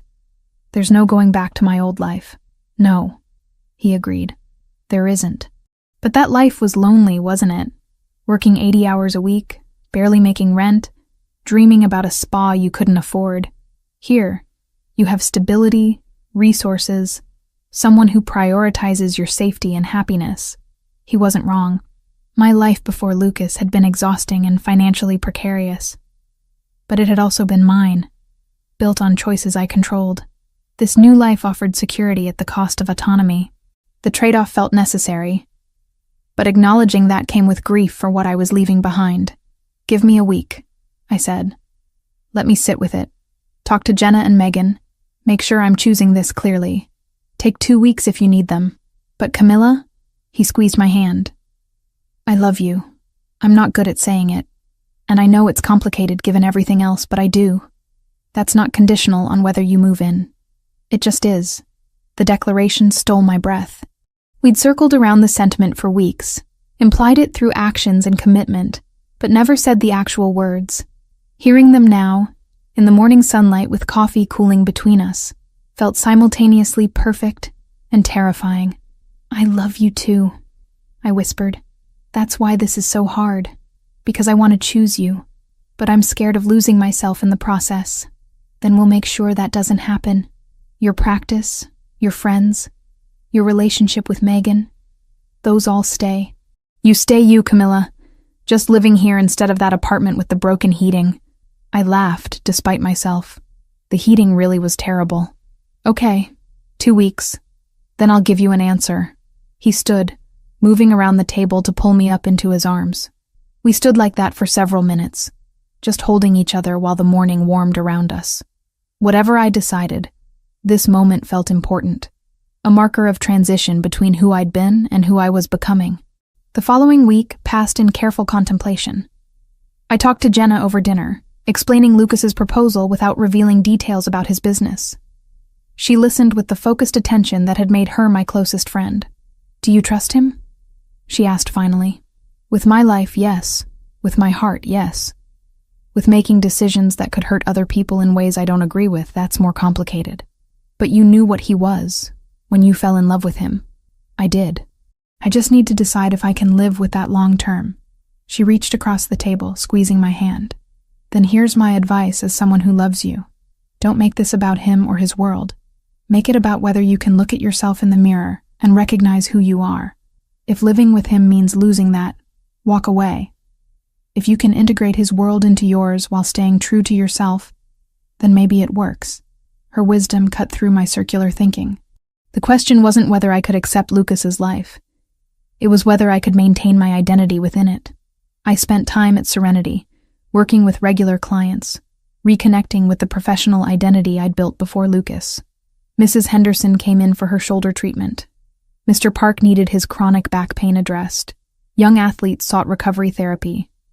These people depended on me, trusted my expertise. That mattered independent of anything happening in my personal life. I also attended one of Lucas's business dinners, this time paying closer attention to the dynamics. The restaurant was upscale, private room in the back where cameras couldn't reach. 6 men besides Lucas, all dressed in expensive clothes, speaking carefully about territories and shipments and agreements. Their wives or girlfriends sat at the far end of the table, talking about shopping and vacations and other safe topics. I watched them, these women who'd chosen or been chosen for lives built around dangerous men. Some seemed content, others resigned. None appeared unhappy exactly, just adapted to circumstances they'd accepted as unchangeable. Lucas noticed my observation. During a break between courses, he leaned close. You don't have to become like them. I'm not asking you to sit quietly and pretend to care about designer bags. What are you asking me to do with these things? Be yourself. If you want to participate in business discussions, do it. If you'd rather talk to the other women about massage therapy techniques, that's fine too. I'm not trying to shape you into someone else. His answer reassured me more than any promise of safety could have. He genuinely seemed to want me as I was, not as some idealized partner who fit neatly into his world. Megan visited that weekend, ostensibly to pick up textbooks she'd left in her guest room, but really to check on me. We sat in the library while Lucas handled business calls in his office. "So, he proposed moving in officially?" she asked, curled up on the leather couch with tea. "How did you know?" "He told me last time I visited that he planned to ask. Wanted my blessing first, apparently." She rolled her eyes affectionately. "Like I could stop you if you wanted to do it anyway. Your opinion matters to me. I know. That's why I told him the truth, that you're happier now than I've seen you in years. That before Lucas, you were exhausted and stressed constantly. That whatever he is and whatever he does, he takes care of you in ways that count." Her assessment aligned with my own observations. Lucas had been attentive, protective, without being controlling, supportive of my work and friendships. The foundation seemed solid despite the questionable circumstances surrounding it. "But," I prompted, hearing the unspoken caveat, "but I worry what happens if you try to leave. Men like Lucas don't handle rejection well. Once you're in completely, you need to be sure, because extracting yourself later could be dangerous." She wasn't wrong. I'd seen how Lucas responded to betrayal, the cold calculation with which he eliminated threats. If our relationship ended badly, would that same ruthlessness turn toward me? "I trust him not to hurt me," I said carefully. "Even if things ended, then that's what matters. Just promise you'll keep your own money, maintain your practice, stay connected to people outside his world. Don't let yourself become completely dependent." Sound advice from my 20-year-old sister, who was proving to have excellent instincts about complicated relationships. The 2 weeks passed quickly. By the end, I'd reached clarity that surprised me with its simplicity. I wanted to be with Lucas. I wanted to build a life that incorporated his world while maintaining my own. I wanted the security and partnership he offered, despite the complications. On the 14th day, I found him in his study reviewing financial documents. He looked up when I entered, and I saw hope mixed with apprehension in his expression. "I have an answer," I said. "And? Yes. I'll move in officially. Be your partner publicly. Build something permanent with you." I moved around the desk to stand beside his chair. "But I have conditions." Relief washed over his features. "Name them." "I keep my apartment for 6 months as a safety net, just in case. I maintain complete control over my practice and finances from it. I continue seeing Jenna and Megan regularly without security monitoring our conversations. And if I ever want out, you let me leave without retaliation." He considered each condition carefully. "The apartment is fine, though I'll pay the rent since you'll barely be there. Control over your practice was never in question. Security won't monitor your personal conversations unless there's an active threat. And if you want to leave, I'll let you go." He paused. "Though I'll try like hell to convince you to stay first." "Fair." I sat on the edge of his desk. "When do we start moving my things?" "Whenever you want. Today, if possible." He pulled me onto his lap, arms wrapping around my waist. "Thank you for choosing this. For choosing me." I kissed him, slow and thorough. "Thank you for making it possible to choose. For respecting what I need." That afternoon, Vincent and 2 other men helped me collect belongings from my apartment. It felt surreal. Packing up the small space that had been home for 3 years, knowing I was moving into a mansion with armed security and my boyfriend who happened to run a criminal organization. Jenna came by to help, hugging me tight before we started loading boxes. "You're sure about this?" "As sure as I can be about anything." "Then I'm happy for you." She held me at arm's length, studying my face. "You deserve someone who treats you well, gangster or not." We worked through the afternoon, sorting what to bring and what to donate. By evening, my apartment looked bare, just furniture left behind for whoever took over the lease. I stood in the doorway for a last look, saying goodbye to the life I'd built alone. Lucas was waiting when Vincent drove me back to the mansion, my belongings already being unpacked by staff I'd insisted handle it carefully. He took my hand, leading me upstairs to what he now called our room. My clothes hung in the massive closet beside his. My books lined shelves next to his Italian volumes. My essential oils sat on the bathroom counter next to his cologne. "What do you think?" he asked. I looked around at the physical manifestation of our merged lives, at the way my presence had altered his space. "I think it looks like home." His smile was worth every complicated choice that had led here. We spent that evening on the terrace, watching sunset paint the sky gold and orange, talking about plans for the future, expanding my practice, possibly into the spa I'd always dreamed of, Lucas's legitimate business ventures that could use therapeutic services for employees, Megan's graduation next year, and where we'd host the celebration. Normal conversations about normal things, despite nothing about our situation being remotely normal. But that had become our pattern. Finding ordinary moments within extraordinary circumstances, building something real in the spaces between Lucas's dangerous business and my attempts to maintain ethical boundaries. Later, lying in bed with his arms around me, I felt the weight of my decision settle into something like peace. I'd chosen this path with clear eyes and full knowledge of what it meant. Whatever came next, I'd face it as Lucas's partner, officially claimed and publicly acknowledged as belonging to this world I'd accidentally entered months ago in a massage room during a storm. 3 weeks after I'd officially moved in, the peace we'd built shattered. It happened on a Friday night when I was supposed to be working late at Serenity. Lucas had a business dinner scheduled, something routine with shipping contractors according to his calendar. I'd planned to finish inventory, maybe grab takeout with Jenna afterward, normal evening activities that felt increasingly precious. Instead, I received a call from Vincent at 6:30. "Miss Turner, there's a situation. I'm sending a car for you immediately." My stomach dropped. "What kind of situation?"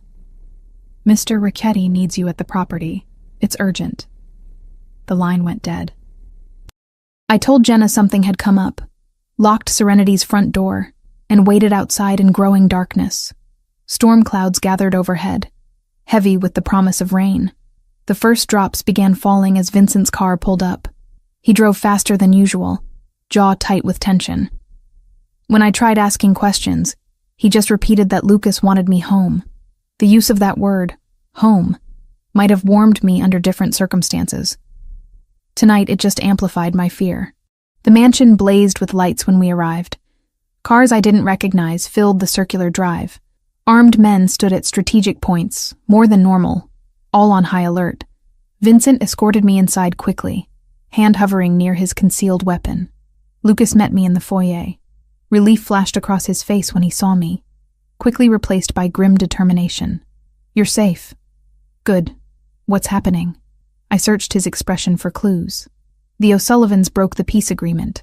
They hit 2 of our transport vehicles tonight, killed 3 drivers." His voice was ice-cold fury. "They're pushing for war again, and this time they're not being subtle about it." The news landed like a physical blow. Men were dead. The careful stability we'd built was crumbling. Why would they break the agreement? They negotiated in good faith. New leadership. Patrick O'Sullivan died last week, heart attack. His son Ryan is taking over, and apparently he thinks his father was weak for making peace with us. Lucas's hands clenched. He wants to prove himself by taking territory we control. So what happens now? Now I respond proportionally. Make it clear that breaking agreements with me costs more than they're willing to pay. He pulled me closer, lips brushing my forehead. "But you're not staying here tonight. It's not safe if they escalate further." "Where am I going?"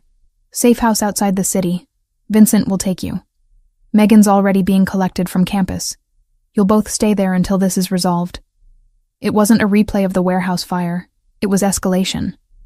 A second attack, deliberate and louder. The kind of move you make when you want the city to hear you. Whatever had burned weeks ago had been a warning. This was a declaration. Fear morphed into anger. "You're sending me away while you handle this alone. I'm protecting you while I do what needs to be done. There's a difference." His tone brooked no argument. "This is going to get ugly, Camilla. I don't want you anywhere near it. I'm not a child to be hidden away. No, you're the person I love most in this world, which makes you my greatest vulnerability." His grip tightened. "Please, don't fight me on this. I need to know you're safe so I can focus on ending this quickly." The raw emotion in his voice cut through my resistance. He was terrified for me, even while projecting controlled fury about everything else. "How long?" "A week at most, probably less." He kissed me properly then, desperate and claiming. "I'll call every day. Vincent stays with you. If anything feels wrong, If anyone approaches the safe house, you run. Understood? I nodded against his chest, breathing in his scent, trying to memorize this moment in case it was the last. The thought terrified me more than the threats from the O'Sullivans. Promise me you'll be careful, that you won't take unnecessary risks. I promise to survive this and come back to you. His forehead pressed against mine. Now go. Vincent's waiting. The safe house turned out to be a cabin 40 minutes outside the city, nestled in woods that provided natural concealment. Megan arrived shortly after me, escorted by 2 security guards who positioned themselves outside. My sister looked scared but trying to hide it. "This is really happening again," she said, sinking onto the couch. I thought the agreement meant it was over. So did I. I moved to the kitchen, needing to do something with my hands. But apparently peace doesn't last when leadership changes. We spent that night talking about everything except the danger, finding comfort in normalcy. Megan told me about classes and a guy she'd started dating. I described expanding Serenity's services, the spa I still dreamed of opening. We watched movies on the cabin's television, drank wine Vincent had stocked in the fridge, pretended we weren't waiting for news about whether the man I loved would survive the night. Lucas called at midnight. "I'm fine. Situation is contained for now. Sleep if you can." "What did you do?" "What was necessary. I'll tell you details when you're home." A pause. "I love you, Camila. That hasn't changed." "I love you too. Please stay safe." The next 3 days passed in anxious limbo. Lucas called twice daily with brief updates. The O'Sullivans had suffered significant losses in retaliation. Ryan O'Sullivan himself was reconsidering his aggressive stance. Negotiations for a new agreement were underway, this time with stronger enforcement provisions. Megan and I developed routines. Morning runs through the woods with security trailing at a distance. Afternoons reading or talking. Evenings cooking dinner together, pretending this was a vacation rather than protective custody. My sister never complained, just rolled with circumstances she couldn't control. On the 4th day, Jenna called. "Cam, there are men watching Serenity. They've been there since yesterday. I'm freaked out. Ice flooded my veins." "What kind of men?" "I don't know. Just guys in a car across the street. They're not hiding it. It's like they want me to notice." Her voice shook. "Should I call the police?" "No. Lock up immediately and go to your sister's place. Don't go home tonight." I looked at Vincent, who was already on his phone coordinating response. "I'll handle this." After she hung up, I called Lucas. He answered on the first ring. "What's wrong?" "Someone's watching Serenity. Jenna just called terrified. What if they hurt her to get to me?" "They won't. I'm sending people now." He was already moving. I could hear car doors and engines. "Camilla, listen carefully. This is them testing boundaries, seeing if they can pressure me through you. It won't work. You can't know that." "Yes, I can. Because I'm about to make it abundantly clear what happens to anyone who threatens what's mine." The deadly promise in his voice should have frightened me. Instead, I felt grimly reassured. Vincent's phone rang. He listened briefly, then spoke. "Sir, we have eyes on Serenity. 2 vehicles, 4 men total. They're just observing." "Contain them," Lucas ordered. "I want to talk to whoever sent them. Alive if possible." The next hours were tense. Vincent received periodic updates while Megan and I tried to distract ourselves with cooking. Eventually, Lucas called back. Situation resolved. The men were O'Sullivans, sent to intimidate. They've been strongly discouraged from continuing surveillance of anyone connected to me. His tone suggested violence I didn't want details about. "Jenna's safe. Your practice is safe. You can stop worrying. When can we come home?" "Tomorrow. Ryan O'Sullivan has agreed to renegotiation. Meeting's set for tomorrow afternoon. After that, assuming it goes well, the threat level drops significantly. Relief made me dizzy. Thank you for protecting her, for protecting all of us." Always. The meeting happened at a neutral location, witnessed by representatives from other families who had interest in maintaining territorial peace. Lucas briefed me afterward, voice tight with barely controlled anger. Ryan's young and stupid, but not suicidal. He agreed to honor his father's original terms with additional penalties if breached again. He also agreed to pay restitution for the drivers killed and damages from the attacks. Lucas rubbed his eyes tiredly. It's done. We're back to cautious peace. That evening, he came to collect us personally. When I saw him standing in the cabin doorway, exhaustion written in every line of his body, but eyes lighting up when they found mine, something in my chest cracked open. I crossed the distance and wrapped my arms around him, not caring that Megan and Vincent were watching. I missed you, I whispered against his neck. I missed you more. His arms tightened. Let's go home. The drive back felt different somehow, weighted with understanding about what our life together actually meant. Peace was always temporary. Threats would continue emerging. Lucas would respond with calculated violence, and I would have to accept that while maintaining my own moral boundaries. But driving through the night with his hand in mine, knowing he'd moved heaven and earth to keep me safe, I realized something important. I loved him not despite what he was, but including all of it. The dangerous man and the gentle partner existed simultaneously, and both were real. Later, in our bedroom with rain finally falling outside, Lucas held me close. I need you to understand something.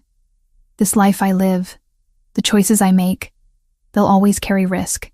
I can minimize it, manage it, but never eliminate it completely. I know. I traced the new bruise on his ribs, evidence of how close he'd come to real danger. But I'm choosing to stay anyway. Choosing you anyway. His kiss tasted like relief and promise, and the faint copper of blood he'd probably shed in my defense. Then we'll make it work. Together. 6 months after the O'Sullivan confrontation, life found new patterns. The second peace agreement held, this time backed by enough mutual respect and fear to make it sustainable.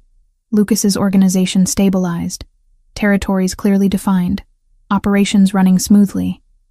Thomas Santini returned to active duty, scarred but functional. Megan finished her sophomore year with excellent grades. Jenna expanded her role at Serenity, taking over more administrative duties so I could focus on treatments. And I learned to exist in both worlds simultaneously. Mornings at Serenity working with clients who knew nothing about Lucas, beyond the vague mention of a boyfriend in real estate. Afternoons at the mansion, integrated into rhythms of a household that ran on strict security protocols and unspoken hierarchies. Evenings with Lucas, where we carved out normalcy through shared meals and quiet conversations about futures we might actually survive to see. The transformation wasn't dramatic or sudden. I didn't wake up one day comfortable with what Lucas did. Instead, acceptance accumulated gradually, through hundreds of small moments, watching him coordinate security for Thomas's daughter's wedding, seeing him pay college tuition for the children of men who died working for him, understanding that loyalty in his world meant something tangible, binding, almost sacred. "You've changed," Jenna observed one afternoon while we inventoried supplies at Serenity. "Not bad, just different." "How so?" "More confident, less worried about what people think. You used to apologize for taking up space. Now you just exist in it." She studied me with the perception that came from years of friendship. "Living with a crime boss agrees with you, apparently." I laughed despite myself. "That's one way to put it." "Are you happy, though?" "Really happy." The question deserved honest consideration. "Yes. It's complicated and sometimes scary and definitely not what I imagined for my life. But yes, I'm happy." Lucas asked me to marry him on a Tuesday evening in October.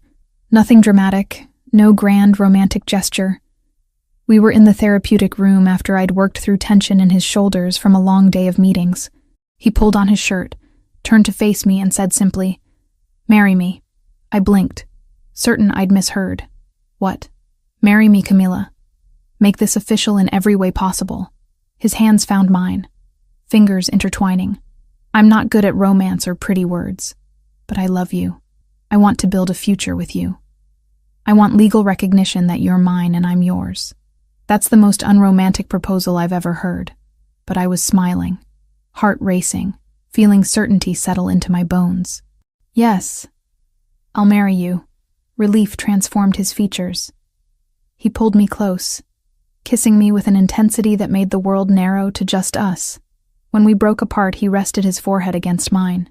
"I promise to keep you safe, to respect your work and independence, to never ask you to compromise who you are. I promise to stay, to choose you every day even when it's difficult, to build something real in the middle of all this chaos. We told Megan first, during her visit the following weekend. She squealed with genuine excitement, hugging us both, already planning wedding details we hadn't considered. Jenna cried happy tears when I showed her the ring Lucas had produced the next day, a simple platinum band with a single diamond.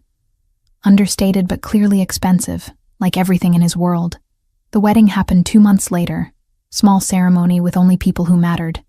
Megan as my maid of honor, Franco Bellini as Lucas's best man, Vincent and the core security team standing as witnesses, Jenna and Thomas's family filling out the small chapel Lucas had arranged. No press, no publicity, just vows exchanged between two people who'd found each other in unlikely circumstances. I, Camilla, take you, Lucas, as my partner in all things. I promise to love you despite and because of everything you are, to build a life that honors both your world and mine.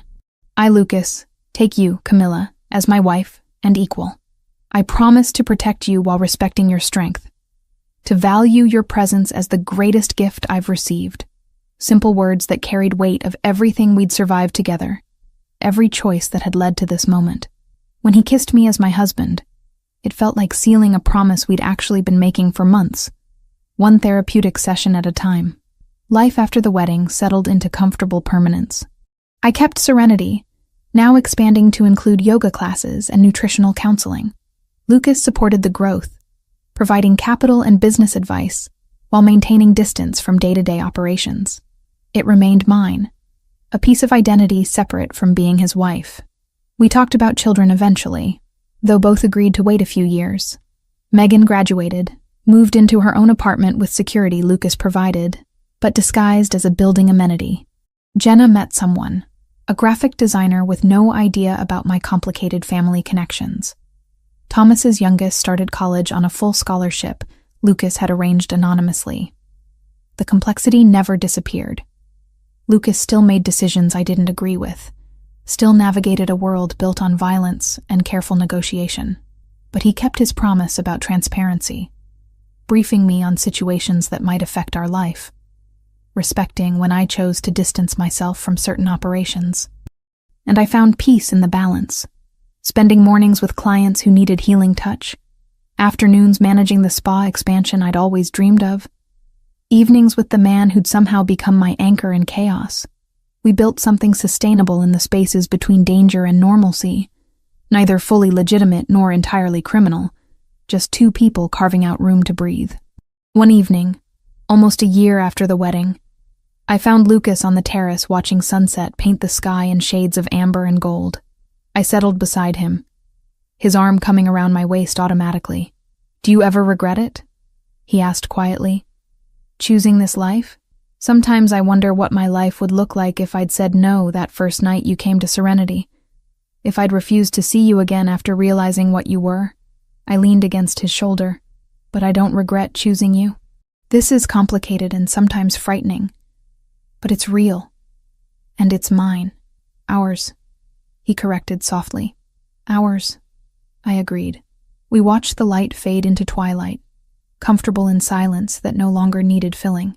Somewhere in the distance, security rotations changed shifts. Inside, Vincent coordinated tomorrow's schedule. Life continued in its strange rhythm of criminal operations and domestic routine, danger and safety existing simultaneously. I'd stopped trying to reconcile the contradictions. This was simply the reality I'd chosen. Accepting Lucas meant accepting everything that came with him. The man who touched me gently and ordered violence with equal conviction, who protected everyone under his care with ruthless dedication, who'd somehow made space for a massage therapist to exist authentically while building empire on foundations I'd never fully condone. Love in his world looked different from anything I'd imagined. But looking at him in the fading light, feeling safe and seen and valued despite everything, I knew I'd made the right choice. We'd built something worth protecting, worth fighting for. Not perfect, never simple, but undeniably ours.